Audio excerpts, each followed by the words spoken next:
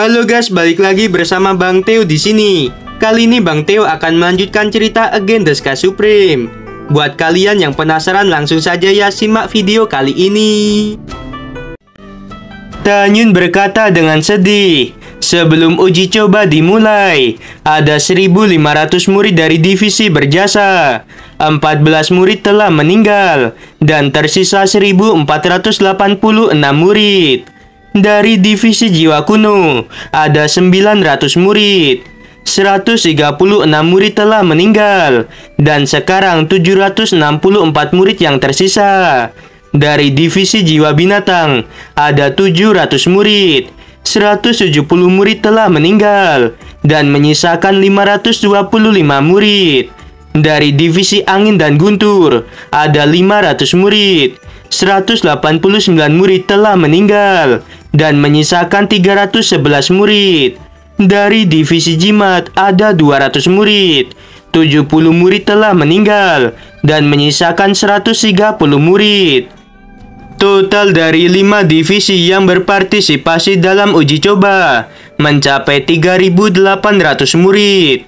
584 murid telah meninggal, jadi 3.216 murid yang masih selamat.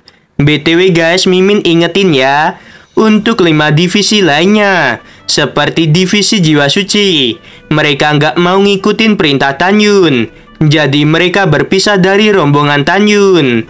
Oke, kita lanjut.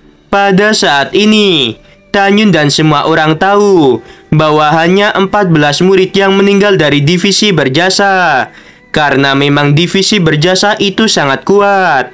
Tanyun berkata, sekarang, karena kalian telah bersedia mematuhi perintahku dan mempercayakan hidup kalian padaku, maka aku harus bertanggung jawab atas hidup kalian dan melakukan yang terbaik sampai uji coba berakhir. Tujuanku membawa kalian keluar dari medan perang para dewa dengan hidup-hidup. Oleh karena itu, mulai sekarang, setiap kata yang aku ucapkan harus dilakukan oleh kalian. Siapapun yang melanggar perintah akan dihabisi. Jika kalian ingin berubah pikiran dan berhenti mengikuti perintahku, sekarang masih ada waktu untuk mengundurkan diri. Semua orang yang mendengarkan kata-kata Tanyun, mereka langsung berkata serempak, kami akan mendengarkan perintahmu. Tanyun mengangguk dengan puas, lalu dia berkata, 1,5 bulan kemudian, tidak hanya pohon kehidupan yang telah memadatkan cairan kehidupan, tetapi menara Dewa Iblis juga terbuka. Sedangkan sumur warisan kuno dibuka sejak awal uji coba dimulai. Sebelumnya, ketika kita dalam perjalanan menuju ke Istana Jiwa Ilahi, Kepala Sekte telah mengatakan bahwa ada larangan atau formasi di setiap lantai menara Dewa Iblis. Oleh karena itu, kita tidak perlu terburu-buru untuk pergi ke menara Dewa Iblis. Untuk sumur warisan kuno berada di sungai darah para dewa. Itu sangat berbahaya bagi kita yang masih di alam pemurian jiwa. Oleh karena itu, kita juga tidak perlu terburu-buru untuk pergi ke sana. Selain itu, aku mendapatkan informasi bahwa di bongkahan es kuno yang mengelilingi pohon kehidupan, ada 1.500 murid yang dipimpin oleh Shu Sisi. Mereka siap menyergap kita. Mendengarkan hal itu, para murid menunjukkan niat membunuh mereka. Mereka tidak sabar untuk bertarung sampai mati dengan para murid Istana Jiwa Ilahi. Tanyun berkata, kalian harus ingat, saat kita mendekati pohon kehidupan, kalian semua tetap berada di perahu roh. Kalian tidak boleh melakukan apapun tanpa perintahku. Kita akan menghabisi semua murid Istana Jiwa Ilahi yang berada di sekitar pohon kehidupan. Kalian semua apakah bersiap untuk hal itu? Semua murid berteriak, ya kami siap. Tanyun menyimpitkan matanya dan berkata dengan tegas, setelah kita menghabisi semua musuh di pohon kehidupan, kita akan pergi ke menara Dewa Iblis dan menghabisi semua musuh yang ada di sana. Lalu kita akan pergi ke sumur warisan kuno dan menghabisi semua musuh yang ada di sana. Waktu berlalu, keesokan harinya, Tanyun mengendarai perahu roh dan membawa semua orang menuju ke bongkahan es kuno. Mereka melihat gunung es yang tingginya mencapai ratusan ribu kaki. Setelah perahu roh sampai di sekitar bongkahan es kuno, angin yang kencang, hujan salju, dan hawa dingin membuat para murid menggigil. Menurut legenda di masa lalu, bongkahan es kuno hanyalah lapisan es seluas 15 juta mil. Tetapi sekarang telah menjadi gunung es. Hal ini masih menjadi misteri yang belum terpecahkan. Dan Tae Song Song juga telah memberitahu Tanyun dan murid lainnya mengenai hal itu. Tanyun selalu merasa pasti ada sesuatu di dalam bongkahan es kuno.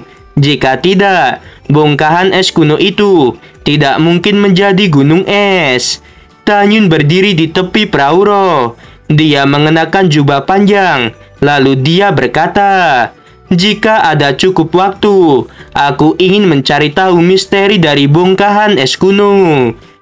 BTW guys, sebenarnya kalau di novel yang bahasa Inggris itu disebut gletser. Dan setelah Mimin cari tahu apa itu gletser, itu merupakan bongkahan es. Jadi Mimin pakai kata-kata bongkahan es ya. Semoga kalian paham. Oke, kita lanjut. 1 bulan kemudian, di tengah bongkahan es kuno dengan radius 15 juta mil terdapat lembah es. Di kedua sisi lembah es ada 2 gunung yang tingginya 100.000 kaki. Pada saat ini, di tengah lembah ada padang rumput hijau dan ratusan bunga yang tumbuh. Di tengah padang rumput ada pohon purba yang lebat dan tingginya mencapai 100 kaki. Pohon itu memancarkan aura kehidupan yang kuat. Batang pohon purba itu melengkung seperti naga hijau, sementara untuk cabang pohonnya berwarna biru. Jika dilihat dengan teliti, pohon purba itu memiliki total 9 cabang yang tumbuh. Di setiap cabang hanya tumbuh 1 daun. Pohon purba ini adalah pohon kehidupan. Setiap 10 tahun sekali, setiap daun akan menghasilkan setetes cairan kehidupan. Pada saat ini, ada seorang wanita di gunung es bagian kiri lembah. Kemudian wanita itu masuk ke dalam gua. Di gua, Xiu Sisi sedang duduk bersila. Di belakangnya ada lebih dari 1.400 murid yang sedang berdiri. Murid perempuan tadi bertemu dengan Xiu Sisi dan dia berkata dengan hormat, "Senior Xiu Sisi, uji coba sudah berjalan selama 3 bulan. Tetapi mengapa murid sekte suci Huangfu belum ada yang datang?" Xiu Sisi mengerutkan keningnya. Niat membunuh yang dingin memenuhi tubuhnya. Lalu dia berkata, 14 hari lagi, 9 tetes cairan kehidupan akan muncul. Aku percaya Tanyun akan datang." Mendengarkan hal itu, para murid di belakang Xiu Sisi mengangguk setuju. 10 hari kemudian, Tanyun mengendarai perahu roh dan melayang di udara. Saat perahu roh muncul, Xiu Sisi yang berada di gua, dia menatap para murid lainnya dan berkata, "Ketika Tanyun dan yang lainnya turun dari perahu roh, aku akan memerintahkan laba-laba darah untuk menyerang mereka." Saat ini, pintu masuk gua telah ditutup. Xiu Sisi dan yang lainnya bersembunyi di dalamnya. Tanyun dan para murid sekte suci Huangfu tidak melihat Xiu Sisi. Di perahu roh, Tanyun sedang berdiri. Di sisi kiri Tanyun, ada Mu Mengyi yang sudah pulih dari lukanya. Di sisi kanan Tanyun, ada Song Wuxiao. Tanyun tertawa dan berkata dengan keras, "Mengyi dan semuanya, kita menjadi yang pertama datang ke pohon kehidupan ini. Jagalah pohon kehidupan ini dan jangan biarkan murid Istana Jiwa Ilahi dan Sekte Abadi mengambil cairan kehidupan." Semua orang berkata dengan gembira, "Ini hebat, selama kita menjaga pohon kehidupan, cairan kehidupan yang muncul dalam 4 hari lagi, mereka akan menjadi milik kita." Tanyun dan yang lainnya sengaja berkata dengan keras, supaya para murid Istana Jiwa Ilahi yang sedang bersembunyi mendengarnya. Tanyun mengendarai perahu roh dan mendekati pohon kehidupan. Kemudian, Tanyun dan lebih dari 3.000 murid lainnya turun dari perahu roh. Setelah Tanyun dan yang lainnya turun dari perahu roh, Xiu Sisi dan lebih dari 1.400 murid Istana Jiwa Ilahi, mereka keluar dari gua dan melayang menggunakan pedang terbang. Xiu Sisi menatap Tanyun, tubuhnya dipenuhi dengan niat membunuh. Lalu dia berkata, "Tanyun, kita bertemu lagi.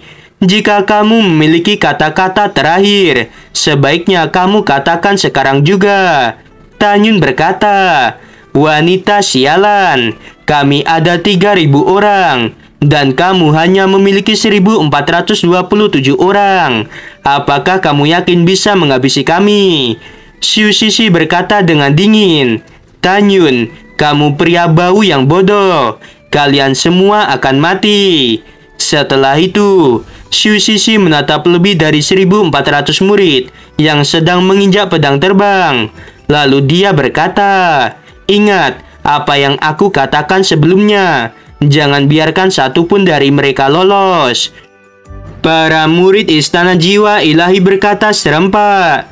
Baik senior Xiu Sisi mengangguk. Dia menatap Tanyun dan berkata, "Senior laba-laba darah guntur, tolong keluarlah." Begitu kata-kata itu terdengar, sebuah suara ledakan tiba-tiba terdengar dari lembah es. Di gunung es sebelah kiri pohon kehidupan, seekor monster raksasa keluar. Itu adalah monster berwarna merah dengan 8 kaki dan perut bulat besar. Monster itu menatap Tanyun dan yang lainnya. Itu membuat para murid Sekte Suci Huangfu gemetar. Monster itu merupakan laba-laba darah guntur, periode kesengsaraan tingkat keempat. Saat ini, hanya dengan perintah Xiu Sisi, maka laba-laba itu akan menghabisi Tanyun dan yang lainnya. Xu Wezian membuka matanya lebar-lebar, tubuhnya gemetar. Lalu dia berkata, "Monster macam apa itu?" Tanyun sedikit terkejut dan berkata, "Hati-hati, ini adalah laba-laba darah guntur periode kesengsaraan tingkat keempat. Dia memiliki kekuatan beratribut guntur yang sangat kuat." Ketika semua murid Sekte Suci Huangfu mendengarkan hal itu, sebagian wajah dari mereka dipenuhi dengan keringat, dan mata mereka menunjukkan keputusasaan. Semua orang tahu bahwa kekuatan monster periode kesengsaraan tingkat keempat melebihi kekuatan orang di alam jiwa ilahi tingkat sempurna. Pada saat ini, Mu Mengyi tampaknya telah memikirkan sesuatu. Dia menatap Xiu Sisi dan berkata dengan marah, "Karena laba-laba darah guntur hanya mendengarkan perintahmu. Jelas itu adalah monster milik Istana Jiwa Ilahi. Kalian benar-benar jahat, menggunakan monster seperti itu untuk melawan kami." Mendengarkan hal itu, satu demi satu murid Sekte Suci Huangfu mengutuk Xiu Sisi dan murid Istana Jiwa Ilahi lainnya. Xiu Sisi dengan bercanda berkata, "Kalian tidak memiliki kesempatan untuk pergi dari medan perang para dewa dengan hidup-hidup." Kemudian, wajah Xiu Sisi menjadi dingin. Dia membungkuk pada laba-laba darah guntur dan berkata, "Senior, tolong habisi mereka semua."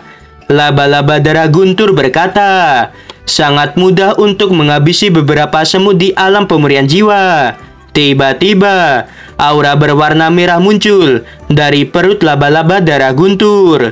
Kemudian, aura merah itu berubah menjadi jaring laba-laba dan menyelimuti Tanyun dan yang lainnya. Para murid Sekte Suci Huangfu berkata, "Senior Tan, apa yang harus kita lakukan?" Tanyun tertawa dan berkata, "Semuanya jangan khawatir. Kera tua, aku serahkan laba-laba darah guntur kepadamu." Kera iblis keluar dari kantong binatang dan berubah menjadi setinggi 1.000 kaki.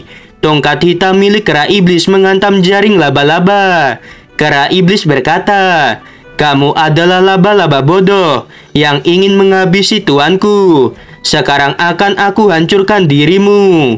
Aura hitam menyelimuti kera iblis. Dia melompat ke langit ke arah laba-laba darah guntur.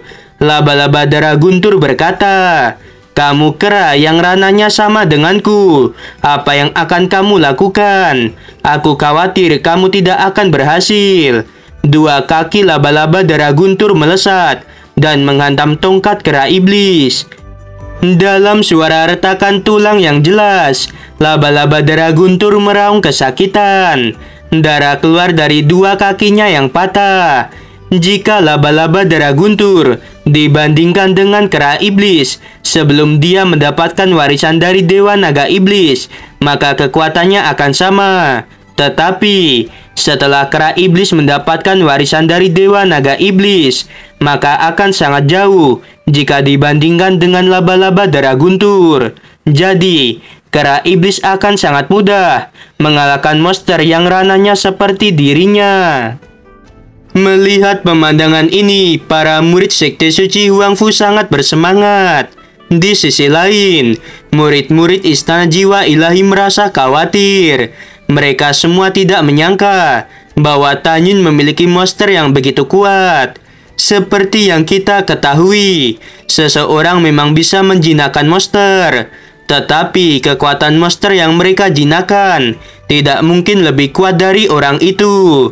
Karena monster tidak akan mengakui seseorang jika orang itu tidak lebih kuat dari dirinya. Xu Sisi berteriak dengan marah, "Tanyun, kamu juga menggunakan monster periode kesengsaraan tingkat keempat untuk berpartisipasi dalam uji coba. Bukankah kamu juga melanggar aturan?" Tanyun berkata dengan bercanda, "Kalian tidak memiliki kesempatan untuk pergi dari medan perang para dewa hidup-hidup." Xu Sisi yang mendengarkan kata-kata Tanyun, dia menjadi sangat marah. Tiba-tiba, suara gemuruh yang keras mengganggu pikiran Xu Sisi. Ketika dia melihat ke belakang, dia melihat pemandangan yang membuatnya takut. Tongkat kera iblis sekarang ini sedang tertancap di tubuh laba-laba darah guntur. Segera, laba-laba darah guntur berteriak dengan panik, "Xu Sisi, aku bukan lawan kera ini. Aku tidak bisa melindungimu, kamu larilah." Melihat situasinya yang kacau, Xu Sisi menginjak pedang terbang dan berkata, "Ayo cepat kita kabur." Dari 1.400 murid Istana Jiwa Ilahi, beberapa dari mereka melarikan diri dengan pedang terbang, dan beberapa menaiki perahu roh untuk melarikan diri. Tanyun menghela napas. Dia menatap para murid Sekte Suci Huangfu dan berkata, "Aku akan menghabisi Xu Sisi, dan kalian habisi murid Istana Jiwa Ilahi lainnya. Jangan biarkan siapapun pergi dari sini." Tanyun menggunakan langkah Dewa Hongmeng. Tanyun berkedip. Dia muncul di langit dan menggunakan mata Dewa Hongmeng. Tiba-tiba, ada 1.000 murid Istana Jiwa Ilahi. Mereka menjadi terdiam saat melihat mata Tanyun. Lalu mereka jatuh dari pedang terbang. Xu Sisi melarikan diri bersama lebih dari 400 murid yang belum melihat mata Tanyun. Lalu dia berteriak, "Tanyun telah berlatih sebuah teknik pengendali. Jangan lihat ke arah matanya." Xu Sisi menjadi menangis saat melihat 1.000 murid yang terkena mata Dewa Hongmeng. Karena semua murid itu sedang dihabisi oleh murid Sekte Suci Huangfu. Huangfu Tingfeng menginjak pedang terbang. Dia melesat dan menghabisi para murid Istana Jiwa Ilahi yang sedang terjatuh. Seorang murid wanita dari Istana Jiwa Ilahi. Dia sedang memohon belas kasihan pada Xuezian, tetapi Xuezian tetap menghabisinya. Baili Longtian, Xiao Qing, Mu Mengyi, San Guan, Jun Buping, Gongsun Ruoxi, Nanggong Ruksui dan Huang Fuyu. Mereka juga melesat dan menghabisi para murid Istana Jiwa Ilahi. Aduh guys, bener kan apa kata Mimin? Bahwa kera iblis pasti beraksi. Untungnya kera iblis udah dapat warisan Dewa Naga Iblis. Kalau enggak, pasti bakal kesulitan. Apakah Xu Sisi bisa lolos dari kejaran Tanyun? kita akan lihat di episode selanjutnya. BTW ini 2 episode Mimin gabung karena Mimin lagi sibuk banget guys. Buat kalian yang sudah traktir lewat Saweria, Mimin juga ucapkan terima kasih sebanyak-banyaknya. Sebelum video berakhir, Mimin mau bilang, sungguh membagongkan. Terima kasih.